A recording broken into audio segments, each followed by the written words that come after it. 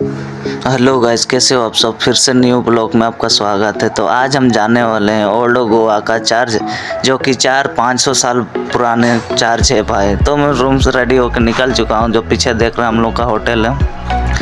तो होटल से बाहर निकल गया और जाते जाते मेरे को याद आया कि अभी टाइम ही नहीं है घूमने का। तो भाई मैं चला गया डायरेक्ट दुकान, और दुकान जाके मैंने एक स्प्राइट